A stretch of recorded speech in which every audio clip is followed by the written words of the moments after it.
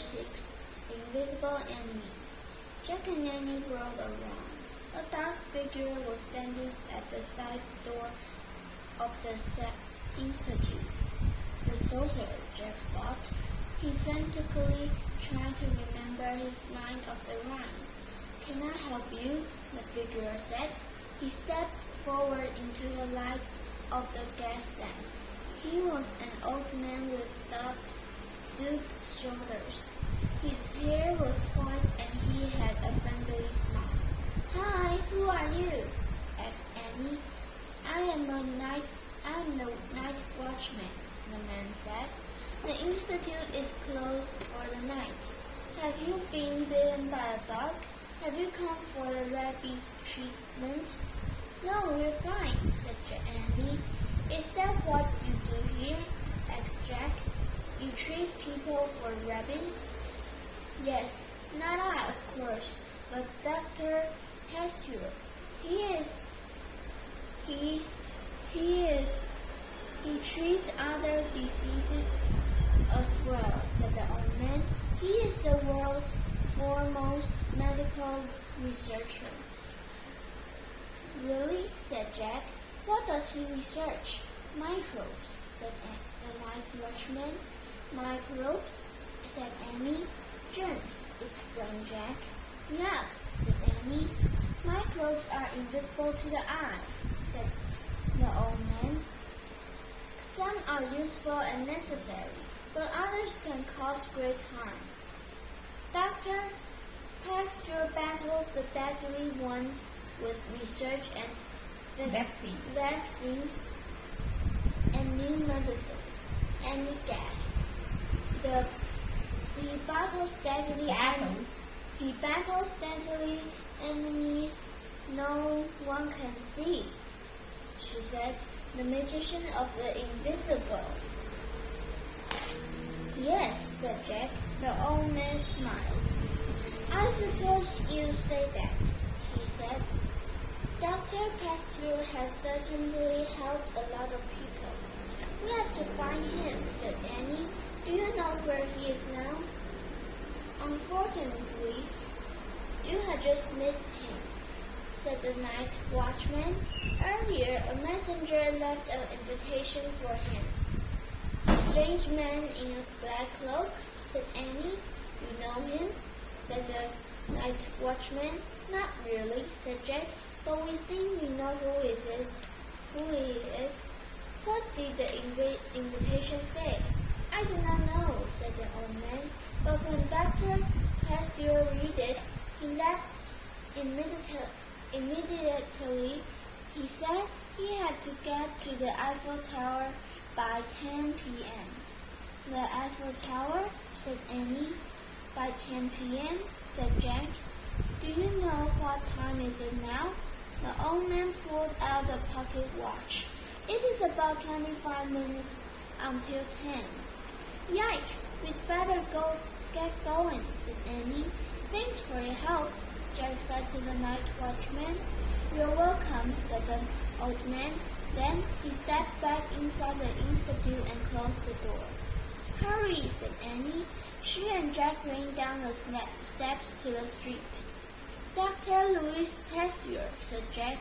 "I've heard of him too. This is crazy. None of these guys are really magicians.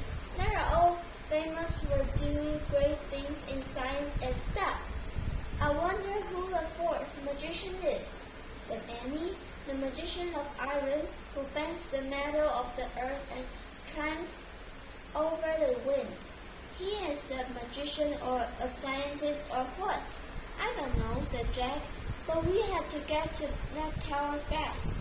We have to find the magicians and learn their secrets before the sorcerer finds them."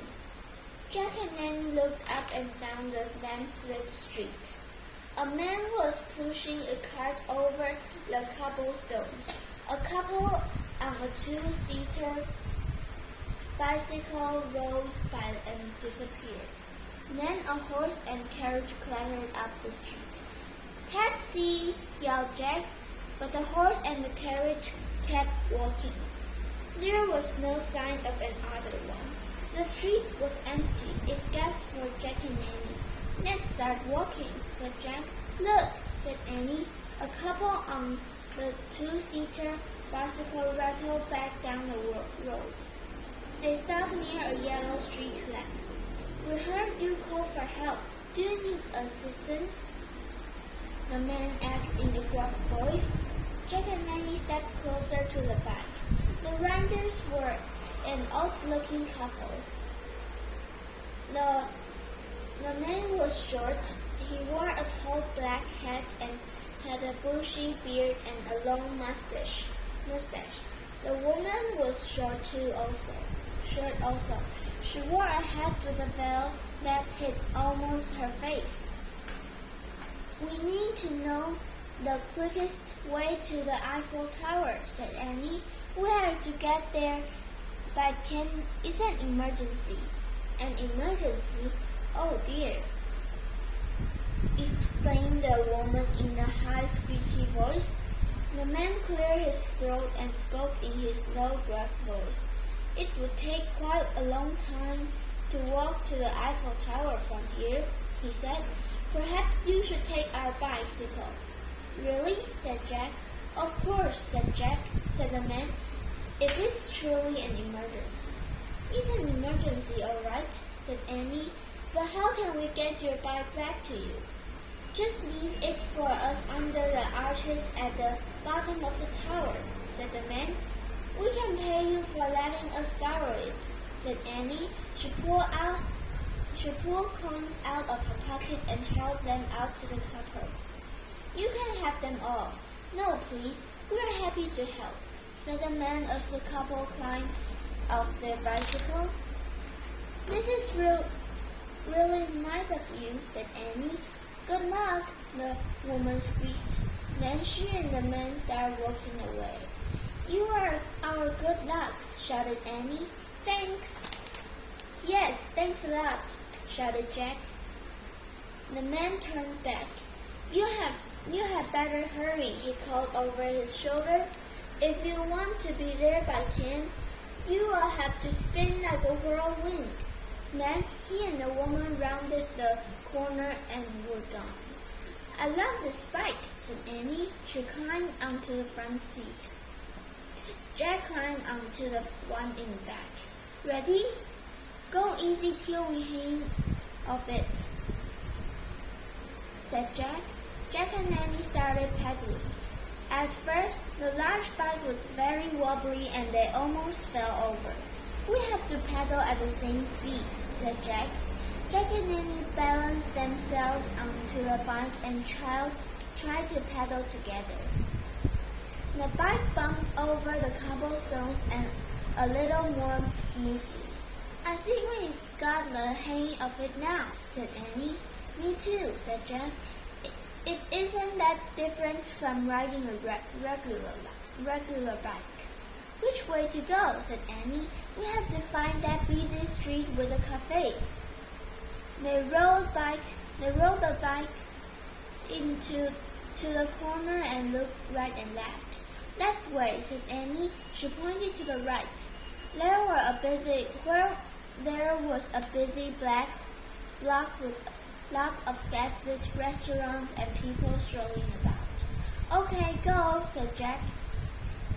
Annie turned the front handlebars, and she and Jack pedaled down the bumpy street. Annie steered them carefully around the couples walking arm in arm. People at outdoor cafes waved at them as they rode by, but the streets grew more deserted as Jack and Annie kept riding. By the time they came to the end, there was no one around. They pushed back their pedals and brought their bike to a shaky stop. Which way to go? Said Annie. Jack looked to the right and left. Both ways were dimly lit, with closed shops and dark houses. Jack didn't recognize any. I don't know, he said. I wasn't paying attention during the carriage ride. Me neither, said Annie. Jack could see the Eiffel Tower rising into the sky behind other buildings. It didn't look that far away, but he had no idea how to get there. Let's try to go left. Try to go left, he said. Jack and Annie turned left and rattled over the cobblestones until they came to an empty square at the end of the street. It's a dead end, said Jack. We'll have to go back, said Annie. Hurry. Jack and Annie turned the bike around and sped back up the street. They pedaled until they came to another dead end. Oh no, said Jack. Where's that busy street with all the cafes? We must have missed it somehow, said Annie. We're completely lost. And it's almost 10 o'clock. This is so annoying, said Jack. The tower is right there. He pointed to the Eiffel Tower looming over Paris. It's really not that far away. We just don't know how to get there. Wait a minute, said Annie. That guy set out to get there by 10. We have to spin like a whirlwind.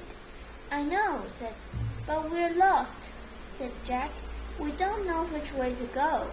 It doesn't matter, said Annie. We have to spin into the air. That's one of our magic rhymes. We'll have to spin our bike into the air. Bye-bye.